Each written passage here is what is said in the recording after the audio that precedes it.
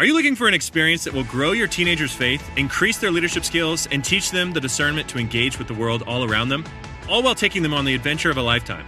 I mean, who isn't looking for that? If your teenager loves fun, adventure, and wants to grow in their faith and leadership this summer, then send them to Excel's Summer Leadership Camp. Excel's Summer Leadership Camp is a 12-day experience for passionate young leaders looking to discover God's truth, to discern wisely, and live wholeheartedly. Your teenager will embark on a transformative journey in the Blue Ridge Mountains, where they'll build lasting friendships in the context of community, embark on thrilling adventures like camping, rock climbing, whitewater rafting, and they will receive expert training and certifications in categories like CPR and wilderness first aid. Each aspect of the camp is woven together to help them learn to discover truth, to discern wisely, and take godly action in the context of real-life situations. To learn more or begin an application, go to theexcelcamp.org. That's theexcelcamp.org. Hurry, because summer is just around the corner.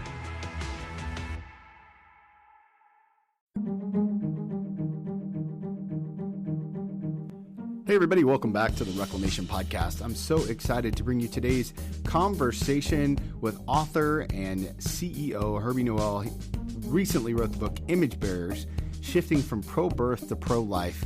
Herbie gives us just this incredible dialogue about what it means to respect and love life in the Christian way.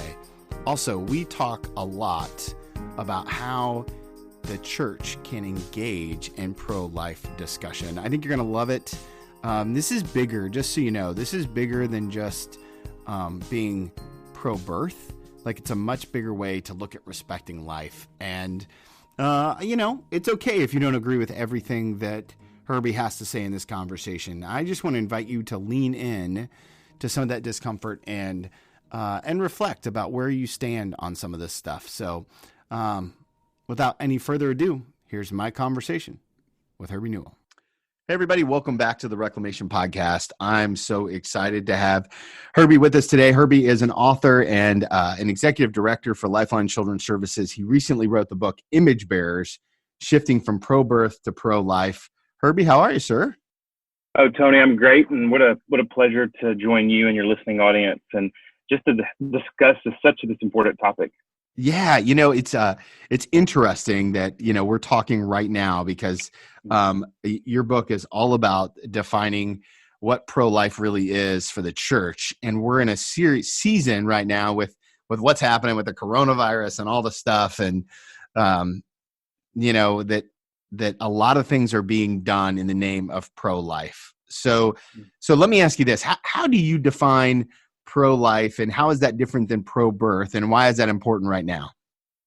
Yeah, so really even in the reframing that discussion to say we want to be pro-life and not just pro-birth, the whole thing is, yes, we care for life in the womb, and yes, we want to advocate for the most vulnerable life, which is life in the womb, which could be facing an abortion. We want to advocate for that life. We want to advocate for laws against abortion. We want to be absolutely pro-life when it comes to life in the womb. But we also want to be pro-life once that life hits the air, once that life is breathing, and once that life is living outside of the womb. And I really believe we back up our pro-birth stance by our pro-life stance in the way that as we are showing that we care for all life, it just makes it so much more palatable when we say we don't believe that abortion should be allowed. And so even as you asked, in this coronavirus world that we're living in right now, I think the encouraging thing that I've seen, Tony, even is that secular America and our secular world is placing such a value on life, and a value on life that we really didn't even have. I think of even in the Scandinavian countries, which have led the world in euthanasia laws and radical euthanasia.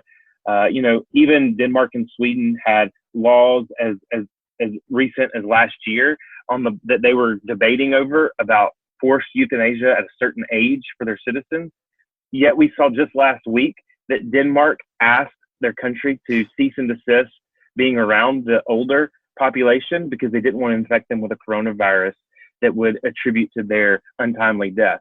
So you see that in times of absolute panic, in times of a world pandemic, really our value of life starts to come to the forefront. When we are in a crisis, when we are forced at the wit's end. It really shows that God has made us, he has knit us together, and that even in the way we react to this shows that we do value life. And I know it sounds weird, but through this pandemic and through this crisis, I am encouraged to see that the sanctity of life is coming to the forefront and the top of all of these issues. I love that. And so you currently work as the executive director of Lifeline Children's Services, which covers a myriad of different ministries. You've written this book. Do you feel like that this is something that God placed on your heart, or is this, how does one become ultra passionate about being pro-life? Yeah, it's funny. Even in the book, I talk about that being pro-life means that we encourage godly men that are leading in this discussion, godly men that aren't waiting for their wife to be the first one to act, that aren't trying to follow the lead just of their wife, but are leading even their families and their communities and their churches and their businesses in being pro-life. And the funny thing is, it was my wife that led out in our own story, which is where part of that conviction comes, but also part of the beauty of how I got engaged and have really spent the last 17 years of my life in this pro-life ministry. And it all started, I was an accountant. I had a very successful career, and my wife was a assistant director at a crisis pregnancy center. We would come home to dinner. This was pre-kids, and we're sitting around the dinner table. Yeah, back when you could actually talk around the dinner table. Yeah, without being interrupted and without, 15 questions about what does that mean or what are you talking about. Yeah, so we, and our posture is we talk about each other's day, and then we pray for each other and kind of the things. Oh, would you do that before the meal or during the meal or? Yeah, during the meal. So we'd bless the food and we start talking about each other's days, and as things would come up, we'd pray for each other. I was working at a pretty secular firm and I had opportunities to share the gospel with my coworkers, and so we'd pray for my coworkers. But I tell you, when we really were engaged was when it was her time to share. Yeah. And she would bring these stories of women who had come into their crisis pregnancy center, women who were considering abortion. And I'm not gonna lie, there's this conflict of belief even that was going on, because we saw these women that weren't just thinking about abortion for convenience sake, but were in dire situations. Women that had been, molested, women that had been abused, women that were in truly horrendous situations, women that were homeless and living from place to place. And that, I think, is really where this idea really germinated, was yes, I believe that this woman should not have an abortion. Yes, I believe that baby inside of her womb is completely made and formed in the image of God and worthy of having life. However, how pro-life am I really being if we go tell that woman, hey, you need to give birth to this child, and then we tuck tail and run and never see her again? And that's what started plaguing us around the dinner table. We started praying for those women, and we started asking ourselves, how do we get more actively engaged? We started getting our church engaged for several of these women, our small group, our community, and really started to try as a family to wrap around these women. And that just, it ignited this passion in me. It ignited this passion in my wife. And it was, hey, you know what? Just saying that abortion is wrong and that God wants us to give life, it's good, but it can't stop there. And when it does stop there, it's incompletely pro-life. Yeah. So maybe this is a good time to ask if you could give us a little bit of scope. And you kind of outlined it in the book a little bit. Each chapter feels like a different opportunity to look at pro-life. But for somebody who maybe hasn't read the book yet or hasn't thought about this, what does pro-life look like in its entirety, not just being pro-birth? Yeah. And so in a sense, while each of the chapters can kind of stand alone, it is a treatise that really leads us to what does pro-life look like. And so, just starting with, why life is sacred, and just where's that foundational truth on why do we believe life is sacred? Why do we fight for life? Why are we the sanctity of human life crusaders as believers? Where does that come from? Why is that there? And then really just tackling abortion and talking about why abortion is such an affront to God, why it's such an important issue. If there's been any criticism that I've received at all from the book, it was like, well, we feel like you're not being strong against abortion. We feel like you're being strong on all these other justice life issues, but not strong enough about abortion. There's 3 full chapters that really talk about abortion and why abortion is an atrocity and why we have to be engaged and why we have to be doing something. But then the rest of the book is saying, well, this is also what it looks like to be pro-life. there's a strong statement to men that as we believe in our quiet places where no one else is looking, that we can get on a phone or a device and look up pornographic images or images that are robbing our soul. We're not just robbing our own soul, and we're not just being sinful before a holy God, but we're robbing the soul of our family, and we're robbing the dignity of women. And one of the things that is really hard there is a pro-life issue is being against human trafficking. And being against human trafficking isn't just speaking up against human trafficking. It's not just about helping that woman who's been the victim of human trafficking. It's about, hey, men, get off your stinking smartphones and stop looking at pornographic images, because that is one of the number one things that fuels the human trafficking industry. Every time you make a click on an image, you are economically creating a demand for human trafficking. And if godly men would start to think that way and stop getting into this idea that, hey, in the private places where no one else will ever know, I'm doing something that's just between myself. No, first of all, we have a holy God that's looking, but it is fueling a demand for human trafficking. Then it's really talking about strong marriages and strong families, and that's pro-life. And that we need to have strong marriages. We need to have strong families. We need to have families where that families are coming together around the dinner table. Yeah, our dinner table looks a lot different today. We have a 10-year-old, a 13-year-old, and a 15-year-old. And, anytime we even try to have a semi-serious conversation, the kids' ears perk up and they want to know everything that's going on, and you get the questions. And it's a lot different around our dinner table. But we've changed our dinner table that we want our kids sharing the issues that are going on with them. We want them to know that we will hear them and we will listen to them. We want them to know that our home is a safe place and that the family is a safe place. And it's our place for the way we're going to flourish as a family. And that's pro-life, right? Because my girls get an identity from my wife and from me that's completely different, right? They need their mom's strong guidance. They need their mom to teach them what it looks like to be a lady, to be a woman of purity and a woman of virtue. But they need their daddy to look at them and say, Adeline and Emily, that's my daughter's names, you're beautiful on the inside and out. And I love you because of who you are and who God created you to be. And they need to hear me say that every day. They need to hear me say that all the time. The other thing is we need to really enjoy our families and enjoy our children. Even in this time of age, of course, when I wrote it, I didn't know coronavirus was going to come, but we got kids at home right now and not in schools. And it's saddened to me that there are families that are like, what am I going to do with my kids? Right? We need to play with our kids. We need to have fun with our kids. We need to teach our kids. We need to instruct our kids. We need to discipline with our kids. And we need to be present with our kids. And what a great opportunity right now to show that we're how pro-life we are by the way our families are reacting to this stay in place and this a lot more family time. I tell a story in the book that a lot of folks have seen, and it is true, but my 10-year-old one day last year, so she was 9, decided that her brother and her sister and I were all her dogs. And so we were playing like we were dogs around the house, and it was all fun. And we're having a good time, and Emily has such a creative imagination. Of course, it was all fun and games until she told us that we were going to go on a walk. And so she took us outside, and, we just continued to pray. Now, I was not walking on all fours, but she had a makeshift leash that was around my neck and her brother and sister's neck.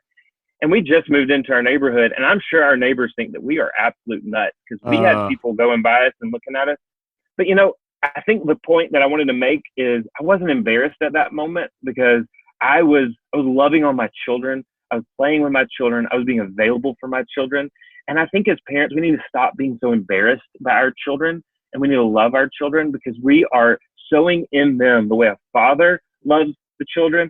And that's not just the way a daddy does it, but it's also the way a mom does it. Because in Genesis 1:27, God said, I put a little bit of my image in a man, and I put a little bit of my image in a woman. And together, they give a complete picture of the image and the character of God. And so moms and daddies need to be present with our kids to show the image of God. And that's pro-life. Also, pro-life is truly speaking out against human trafficking. It's about adoption. It's about caring for vulnerable children. It's about seeing reconciliation of vulnerable families. In our country, we have almost 500,000 kids that are in foster care. One of the sad realities of coronavirus is because you do have kids that are in school, you're going to see a lot more abuse. You're going to see a lot more neglect. And unfortunately, we may have to see a lot more investigation. As a church, we need to be standing there waiting to take these kids into our homes. And we also need to be ready to stand there for these biological families to help them, to support them, and ultimately to help reunify these families. And right now, when we're seeing layoffs across our country because businesses are suffering, Yet you see more poverty, you see more opportunity, that we're going to see kids that are neglected, and we're going to see kids that are abandoned. And it's pro-life as the church for us to wrap around those families and to help them, and not to just victimize the children and hate on the families, but to victimize the situation and to realize that our God has compassion for both the perpetrator as well as the victim when it comes to our foster care crisis in our country.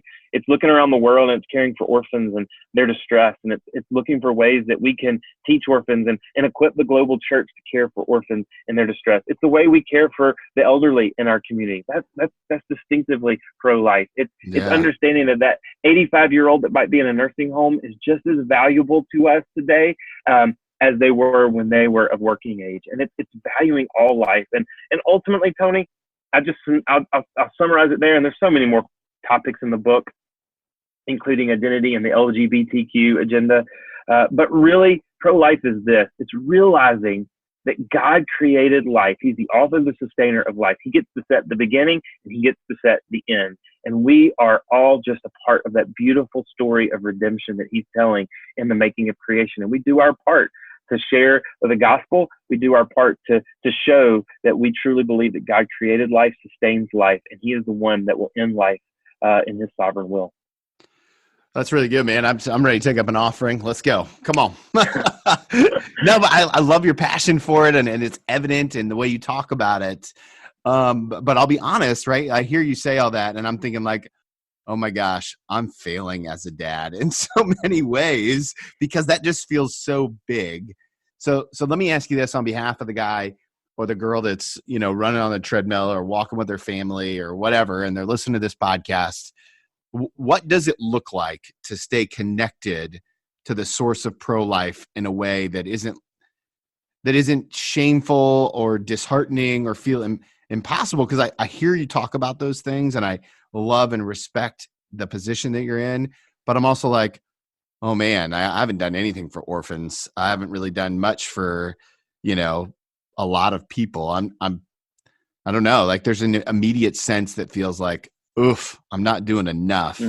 How do we bridge that gap to get to a place where we're eating the elephant one bite at a time? Yeah. So here's an analogy I'll give, right? Which we're not going to a lot of restaurants right now with coronavirus, but when we get to go to restaurants again, right? What do they put before you? They put before you a menu, right? And you may be hungry, and you may need to fill that belly, and you may look at things and you may look at that menu and go, whoa, there are a lot of things I could order. But there's got to come a time that you can order one thing, right? Unless you're a glutton, right? Because you can only eat one thing. Sure. And I think you hear all these pro-life initiatives, and what I would want to tell the woman on the treadmill, the dad at home, they go, man, I'm failing, is this. We can do one thing. We got to start at one place. Just like when you go to a restaurant, you don't try to order 3 items off the menu. You start somewhere, right? Now you may go again and try something else. We got to start somewhere. And I know it's trite, but it is so true. The first place I believe we need to start is in prayer. We need to not just pray individually. We need to pray with our children. We need to pray with our families. We need to pray with our small groups. We need to pray with our churches. It all needs to start with prayer. Another example that I would give is even as we start to pray, think about it. My kids today, they have 3 living grandparents. My wife is one of 6, so she's got 4 sisters and a brother. We got aunts. We got aunts and we got uncles and we got grandparents that are praying for our children. Not to mention my wife and I, right? And they're praying for them. They're interceding for our family and for their aunts, their grandchildren. They're the vulnerable around the world. The woman is going through human trafficking, the woman who's in the midst of considering an abortion, the orphan that's around the world, the child in foster care, the family that just lost their job and doesn't know how they're going to help their child. We need to pray for them. We need to intercede for them. And I think that's just one of the places that we have to start. And I know it's trite, but it's so true. If we really believe that our God is the maker, creator, and sustainer of life, then wouldn't we go to him on behalf of the most vulnerable? And so I think praying, but we need to not just, again, pray in the secret. We need to pray with our families. We need to pray with our communities. We need to make it a part of how we pray. Now, here's the warning. When you start praying, be expectant that God's going to put opportunities in your way. Man, that's the worst. and be ready for that, but also know your bandwidth, right? Yeah. And know what you can do. And not everybody can do everything. Yeah, because it's not really pro-life. It's not really pro-life if you give up on your family in the midst of trying to save someone else's family. That's right. Well, even what God convicted me of personally, Tony, is, I was thinking last week, we're talking about the elderly are the most susceptible to coronavirus, and we're talking about helping the elderly. And I start thinking of all of these people I know. And then the Lord just hit me by a 2x4 as I was praying one morning. And I realized I have an 88-year-old widower that lives right next door to me, and I have not yet one time checked on him. Oh, wow. Not one time. So through praying for the elderly, for those around, the Lord goes, hey, buddy, you got a guy right next door that you could reach out to. So I did. I reached out instantly to this guy to find out what could we do. And I found out his kids were taking care of him and he was good. But man, that poured water on his soul, even for me just to check out. And so we got to pray and know that God's going to bring things to our hearts. He's going to bring things to our attention that we can do. And I would just encourage, again, that woman on the treadmill, that dad that feels like he's failing, do something simple. Do something that anyone can do. Do something that you have access to do. That while you're on the treadmill, start praying to the Lord and say, God, I want to pray for women that are in vulnerable situations. I want to pray for vulnerable families. I want to ask you to simply show me some things that I can do. And again, I'd say kind of a second step is get to know your neighbors. Getting to know your neighbors is one of the most pro-life acts that we can do. And I would hate to think that my neighbors would know, hey, that's the guy that leads this pro-life ministry. That's the guy that we see him taking his family to church every week, and yet he doesn't even know who we are, right? And I think it's pro-life by showing the dignity to our neighbors, to know who they are, to reach into them and get to know them. One of the things that I was researching the book, one of the most sad things that I learned was all of these mass killings that we've seen, unfortunately, over the last several years in our country and around the world. They all had one similar issue. When they would go back to where these people were living, their apartments, their homes, their neighbors didn't know them. They were unknown. Yeah. They didn't even know who they were. We need to reach out as God's people and just start getting to know our neighbors. And so I would just encourage the listeners, right, before you try to go do something absolutely revolutionary, like add a child in your home through adoption, or become a foster parent, or become a crusader that is going into dark places to rescue human trafficking victims, or even going and being a dog around your neighborhood with your kids. Just start praying with your kids. So let me ask you this, just practically speaking. I've got 3 kids. You got a handful of kids. We're both busy guys running organizations. How do you how do you make time, squeeze time in? Do your kids play sports? They do, yeah. They do, right. So, you're living the sport life. How do we, in the world, maybe the post-coronavirus world when we're back to normal, right? Like, how do we make time for things, the one simple thing that we can do? How do we make that part of our daily disciplines? This episode is brought to you by Peacock. The new Peacock original documentary, Matthew Perry, A Hollywood Tragedy, dives deep into the beloved actor's rise to fame and his tragic death. 5 people, including Perry's personal assistant, 2 medical doctors, and an alleged Hollywood drug dealer known as the Ketamine Queen, were charged with conspiracy to illegally provide Perry with the ketamine. Explore the details of the case in this heartbreaking special, streaming now only on Peacock. Yeah, and I think if you even look at the Great Commission, Tony, what I would say is, if you read those words, the Great Commission, Jesus wasn't even telling his disciples, hey guys, and that point, hey, get on a boat or go on a long journey, go somewhere that you've never gone before. It was as you go, make disciples, as you go. And so everybody's in a different season of life. Right now, for you and I, we're in the midst of raising these kids, and they have activities. And so, my son loves basketball. And as we were playing basketball, as I would drive him to practice, he's 15, so he can't drive himself. We talk about ways that he could show dignity to his teammates, that he could be a good sport, that he could show the gospel and preach the gospel to his teammates, ways that he could care. He had one kid on his team. It was a community team. And quite honestly, he wasn't very good, and he didn't get a lot of playing time. And the other teammates weren't all that kind to him. And so I told my son Caleb, hey, whenever you're on the bench, go sit next to him, love on him, care for him, get to know him, know who he is. And I watched him do that. And that's pro-life, right? Because what we ended up learning is this kid that was sitting on the bench next to my son, he was hard of hearing. He had been bullied in school. And right there, that's dignity and that's pro-life. And so as a dad, I might not have even been the conduit of showing love to this boy on the bench, but I was the one that encouraged my son, that counseled my son, that used my son. Use opportunities that we have along the way to talk to our kids at meals, in the car, on places. And again, it's learning to do the simple things, right? I think if we could master the simple things, then the complex things, we begin to become, I don't want to say easier, but they become a lot more accessible, right? But let's first start mastering just the simple things along the way, talking to our kids, encouraging our kids. Look for creative opportunities to bring the gospel up and to bring the sanctity of human life. And right now, we don't even have to be creative, right? The coronavirus is a perfect opportunity. And parents, I would just tell us, because that's what Ashley and I, my wife and I have realized, our kids are fearful about the coronavirus, right? As we have the news on almost 24/7 now, they're fearful. And even though they don't act like it, they don't always say it, they're fearful and they don't know what this means. It's a great time for us to talk about the sovereignty of God, the goodness of God, and the sanctity of life. I love that.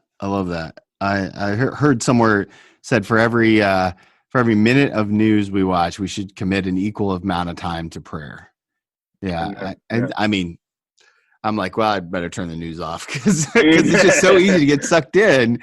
Do you think that, because what I'm really hearing is that being pro-life is more than just being kind, right? It's actually advocating. What's the difference? Because I think as you give some of these examples, it's easy to think that it's kindness, but there's a nuance here that is about advocating. Can you talk a little bit about that? Yeah. And again, I think you hit the nail on the head. I mean, it's very kind, right, to help a woman during her pregnancy. It's advocating for a woman to be there on the other end of the postpartum ward with open arms and saying, "How can I help you now?" It's moving from just being, sanitized people that live very boring lives that the world looks at and says, well, those are the people that go to church on Sundays and they live really kind lives. And, we don't want to just be the neighbor that someone says, hey, that's a great person to go borrow a tool from because you can borrow it and never give it back because they're not going to come and press you for it, right? Kindness is great, right? Having the reputation that someone knows that, hey, they're going to be nice to me. That's good. But I think we need to be aggressively good. And aggressively good means advocating in places where people are vulnerable. It means being available that might be an inconvenience, right? It's willing to be inconvenienced for someone else. And that's really, what the gospel is all about. And if we're going to model our lives around Christ, right, he was willing to be inconvenienced for others. He was willing to be inconvenienced and to have his schedule stop. And, even the disciples didn't always understand it. They wanted to push him on.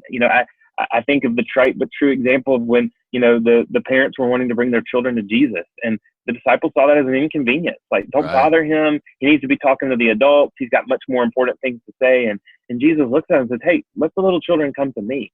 And there's so many more examples about how Jesus was willing to be inconvenienced. And we just need to be kind, but we need to be willing to be a little bit inconvenienced. And I think right now, again, I don't want to keep going back to the coronavirus, but it's what we're living through. What better time to even realize that some of those things that we thought we needed, some of those things that we thought weren't luxuries, that they're actually now luxuries, right? We're gonna find over the next, several months that the things that we thought we couldn't live without, we can live without pretty easily.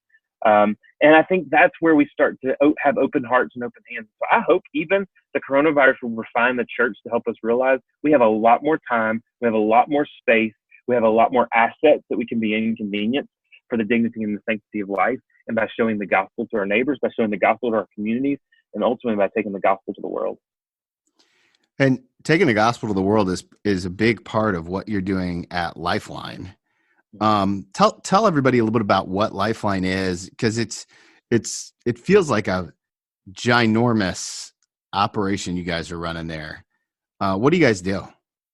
Yeah, and at times it feels like a ginormous operation, and it's all just kind of trying to make it simple. Our mission statement is that we want to equip the body of Christ, and that's churches, but that's also individual members to manifest the glorious gospel to orphans and vulnerable children and vulnerable families. And so now, certainly that doesn't just mean this big tent umbrella that we're going to do everything under the sun, because we could, but very strategically and very simple. It's about helping equip the church with practical means, educational means, to really get their people and to get their churches equipped and engaged to help vulnerable children, orphans, and vulnerable families. So that's families that are at risk of losing their children or have already lost their children.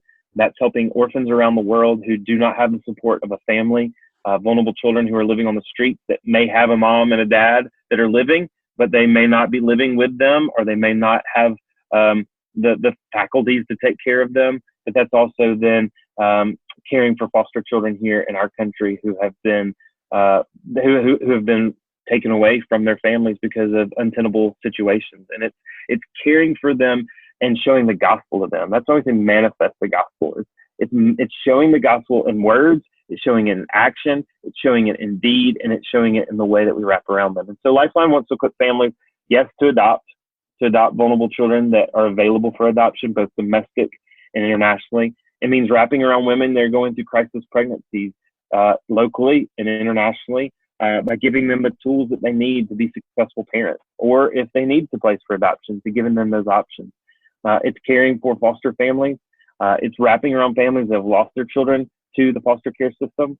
One of the things I'm the most proud about over the last year is that we saw over 150 families reconciled, which means their kids came back out of foster care into their biological families. And we did that and saw that happen all through local churches. So it's local churches in Ohio, it's local churches in Alabama, it's local churches even in Michigan and Wisconsin, in about 16 different states that were able to minister to these families through a program that we have called Families Count. It's a 6-week mentoring and training curriculum. They come to the church. They're state mandated to come to the church. Wow. The church does this state mandated course, shares the gospel, shares a meal, and then mentors these families, helping them get their children back. So it's family reunification, and then it's global compassion through orphan care. And when we think about orphan care, we're thinking about life skills and job skills for kids to help them get out of orphanages, to help them get off the streets, and to help them become productive citizens that can thrive and survive in this world. Now, one of the things that's interesting about your position is you're the leader of this organization, and you've got, you mentioned it earlier, over 150 employees. This is heavy stuff. And I think it's worth asking the question, how do we deal with the heaviness of things like this, but also just, like adoption and pro-life, and when we aren't successful in being aggressively good, and like how does your team not lose their mind in it all, or maybe even more importantly, not lose their heart?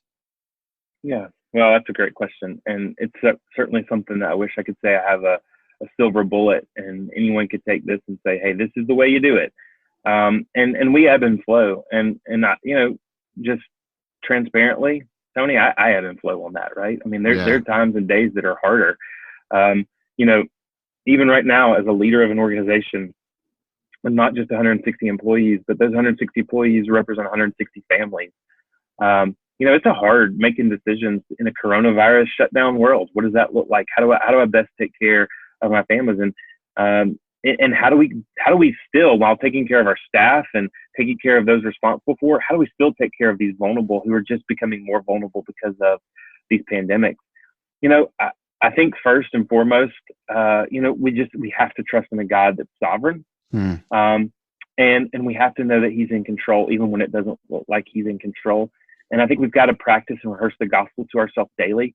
Right. And we have to, we can easily look around at suffering and pain around the world. And even as God's children, right, we can nestle up into his lap, look him in the face and say, why? I don't understand. Why? And we got to rehearse the gospel to ourselves that our God is loving, he is kind, and actually his mercy. And the reason that we're still living, that we're still breathing, that he's still allowing us the opportunity to have grace, that there still is a day of repentance that we're living in. That's God's mercy and that's God's grace. And so we got to rehearse the gospel to ourselves. I know it may sound irreverent, but one of the things we lead our people in all the time is laughter. Yeah. It is not taking the things that aren't seriously too seriously, not taking ourselves too seriously, being willing to laugh at one another. I was sharing even with my staff one day last week about we get together for prayer every morning over Zoom. So we were using Zoom before Zoom was popular. And we get together and we pray together, all 161 staff members. And Wow. now that nobody's at an office, it's a little bit more difficult because you got all 160 on there. But one of the things that I was just encouraging our staff is talking about how mind numbing it was for me personally to have to work from home. Like that, my skin was crawling. Just 24-hour lockdown for myself on the first day of it, and that I was exploring new parts of my neighborhood while talking on the phone because my skin was crawling, and just laughing over that and laughing about how some of us are going to struggle with certain things. So I think in the face, it's laughing where we can laugh and laughing where it's appropriate, finding joy in the mundane. And again, not taking ourselves too seriously. When you're dealing with serious stuff, right? Where kids are being hurt, where kids are dying, where women have been abused, where families are broken, that's tough. That's hard. That's weighty. And we've got to have the moments of laughter. We've got to have the moments of joy to detox from that. And to not take things so seriously. I think the other thing that we really encourage our people to do is to be transparent with our hurt, with our fear, with our pain.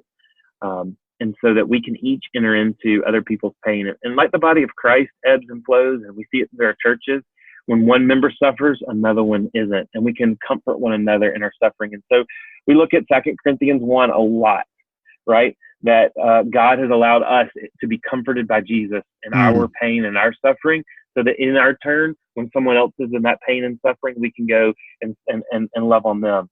And so, a real story, I've got a birth mother counselor who's caring for a woman in this coronavirus world, and had to take her to Homeland Security because we realized that she has been trafficked multiple times. And we're trying to rescue her from this trafficking. And so in the midst of shutdowns, in the midst of social distancing, she had to go take her client to Homeland Security for her protection. And this birth mother counselor, her name's Lauren. I mean, she was down. She had to hear this testimony of this woman and what had happened to her, how she'd been captured into that. And it was so amazing to see this body here wrap around her, love on her, and literally within 15 minutes, they were laughing together, they were having joy together, not at the situation, right? Right, of course, but at the joy of being together and being in community. And all of that was happening over a Zoom call. And so I think there's just ways that we enter into one another's pain. We remind each other of the gospel. We look back at the joy that comes from the gospel, and we take the things that don't have to be so serious. We don't take them seriously, and we find those moments to laugh. And so we laugh together a lot as a team.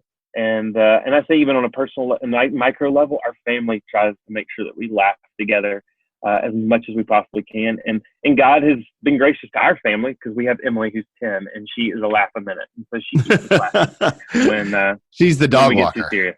Yeah, she's the one that walks us on the leashes, right? Right. I love that. That's, and that's actually probably just really good wisdom for where we are in the world right now, is to take some time to make sure that you laugh and hold things, sacredly, but also with an open hand, is what I really hear you saying. Is like, this is important, life-changing, life-altering stuff. But at the same time, God brought it into your life, and God will take care of it. And I think you said that beautifully when you talk about the sovereign nature of God. So that's really powerful. And you look at Jesus too, and you realize that, and I'm not trying to, equate myself to some type of Christ-like characteristics. And this funny thing, but I love nicknames, and I have nicknames for the people that I'm the closest to. A lot of our staff. Let's hear one. Come on, nickname guy. Yeah. Well, okay. So we've got our international director is Big Daddy, and that's a long story, but that's his nickname. We've got others. One of our marketing team members is Bumper, because she literally in a 1 month period ran her car bumper into something 3 times. So we call her Bumper now from then on out. But there was a Do you have kinship in that. name? My name is Herbert Moses Newell IV. That really goes without saying. I have a lot of nicknames. But Herbert Moses Newell IV. Yeah. People have asked me if when I was a child and I got in the bathtub, if the water split. And I mean, I get it all. And then if I thought, hey, Herbert Moses Newell is good, I got the 4th. So, which, hey, I love it. Do you have a 5th? We don't, but my son is Caleb Herbert, so we kept the Herbert. Okay, all right. But one of the things that we see Jesus do through his word is he gives a lot of nicknames, right? Sure. And they were purposeful, and they made a point. But you also have to understand that there was this jovial relationship. There's this kinship. There's this friendship. Yeah.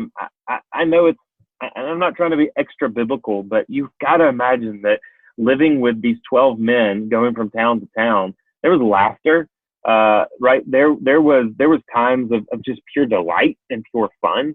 And I think as God's people, we've got to realize it's not sinful to delight in being together and to have joy and to have fun with one another. It's actually, it's a balm to our soul, and it's salve to our joints to love on one another. And so I think even, in this time, one of the things I would encourage people to do as you're even, loving on and caring for the vulnerable during coronavirus is make sure that you're joining with your community, even if it's virtually, because it's so important to be together, to enjoy one another, and to just have that balm for our soul of the joy of community. That's good, man. That's really good. Lots of good stuff here. I just appreciate everything that you're doing for life, really. I mean, it sounds kind of weird to say, but that's it, being pro-life. If my listeners want to follow up with you or where to get a copy of the book, Image Bearers, Shifting from Pro-Birth to Pro-Life, where's the best place to find you on the interwebs? Yeah, so really, I'd love for folks just to connect with Lifeline. And so that's the ministry that I run. It's Lifeline Children's Services. You can find it on the web at lifelinechild.org. And then any social media site, our handle is the same. It's Lifeline Child. So if you look for Lifeline Child on Facebook, Lifeline Child on Instagram, Lifeline Child on Twitter, and I'm sure there are others that I don't yet know about, but I know that our team knows about. We're on there in some way that you can connect with us. So you can connect anytime with Lifeline Child on social media or lifelinechild.org. If you want to get a copy of the book, the best places to go is to Amazon. I'm not promising that they're going to ship it to you as fast as they were a month ago, but, right. I'm sure they'll get it to you. And if you need will. something to read while you're stuck at home, you can order that off Amazon, or go to imagebearersbook.com, and that's with an S, imagebearers.com. Okay, good. We'll link to all that in the show notes. Okay, so final question. One of the things I always love to ask people is to give yourself a piece of advice. Except what I'd like to do is I'd like to drop you back in your own story. So let's go back to the very first night you felt that conviction to go after. You're sitting around the dinner table with your wife. This is pre-kids. If you could go back and talk to Herbie at that moment in your life, what's the one piece of advice that you would give yourself? Whew. So I'm going to boil it down to one. And again, be very introspective and very transparent. I would look to myself and I would tell myself, fight pride. Fight it tooth and nail every single day. The word says pride cometh before fall. And the times that I have seen, even the hardest times in ministry, I think where I have struggled the most with pride is not being vulnerable. Yeah. And not being vulnerable at the right times, and believing that the world was on my shoulders, and that I had to face the battle. And I'll tell a quick story. In the early days, the ministry was really struggling financially, and we've certainly had other times of financial struggle, like any ministry, any nonprofit, any church. Right. But it was the first time I had gone through it, and there was a particular donor who said he would give us, which at the time was a massive, massive gift, still is, $25,000. But he said, but you have to go through a Crown Bible study before I'll give it to you. So I went through this Crown Bible study in a church, and one of the first things that you had to do, and Tony, I tell you, I mean, we were in desperate times. Like we were looking at, we had a very small staff at the time, but I was still looking at, do we have to lay people off? Do we have to let people go? Are we going to survive as a ministry? But the pride that crept into my soul was, if I tell anyone how bad we're struggling and ask them to give or ask them to get engaged, then they're going to think I'm a failure. And so it wasn't the type of pride that was all consuming, that I thought I was the stuff. It was the type of pride that didn't want to admit that I didn't know what to do, that I was stuck, and that I needed help. And again, my wife, who is such a hero in our entire family and our whole story, and is such a precious person to me. I love her to death. She's my best friend. I couldn't do this journey without her. But she actually, which is not her personality, she confronted me one night. We were on the way to Crown Bible Study. And if anybody's ever done a Crown Bible Study, one of the first things you have to do is give a personal prayer request. And this isn't like, hey, pray for my neighbor's dog or pray for my neighbor. This was, hey, this is something I'm struggling with. And it was the second week, or maybe the third week. We were on our way to the Crown Bible Study, and Ashley looked over at me while I'm driving, and she said, babe. And I said, yeah. She says, you gonna stop lying this week and tell people what's really going on? Woo! Coming in hot. And so that night, I bore my soul to these business owners who I thought had it all together, to these men who I thought were the greatest leaders around the table, to their wives who I thought had it all together, and basically just said, I'm in a place where I don't know what to do. Maybe I'm not the leader that I thought I was. Maybe I don't have what it takes to get through this ministry. And I bore my soul. And I'm telling you, Tony, it wasn't like those guys were like, hey, we'd love to donate, or hey, we're going to get you out of this situation. It wasn't even like the hard things stopped. But you know what happened was I saw the Lord work in ways that are inexplicable. I saw him take care of us in ways that are inexplicable. I saw him grow me in ways that I could never imagine. And unfortunately, I wish I could say, hey, that night, that day, that period, I learned that lesson. But it's a lesson that I continually need to be taught. It's a lesson that I need to continually remember. And so I would tell myself over and over, and I'd even tell my future self, man, fight pride, be vulnerable, be transparent, and go to the Lord for help. Oh, that's beautiful. Herbie, I think it's going to be applicable to a lot of the people listening. And I just really appreciate your honesty in that. And I think I know it resonates with me. So thank you so much for taking the time to be on the podcast today and for the work that you're doing. And, I just pray that God continues to bless your ministry, and that we really move Christians to this pro-life stance where, as you said, and I love it, we're aggressively out there doing good. So, amen. Well, thank you for the opportunity of being here, and just grateful for you and your ministry and this podcast. And it's been a privilege. Thank you guys so much for taking the opportunity to connect today with Herbie and his story. And my hope and my prayer is that in this conversation, we leaned into a little bit of empathy, because I know that we live in a world that could really benefit from just taking the time to hear people's story. And whether or not you agree with Herbie and what he stands for, that's really kind of beside the point, right? The point is to lean in to the discomfort.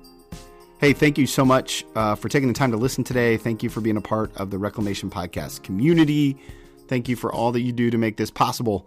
As always, if you could rate and share the podcast with somebody who may never heard it before, rate it wherever you listen to it. It always helps people find us. We appreciate you and look forward to connecting with you real soon. Also, bonus episode dropping this week. To make sure you don't miss it, subscribe today.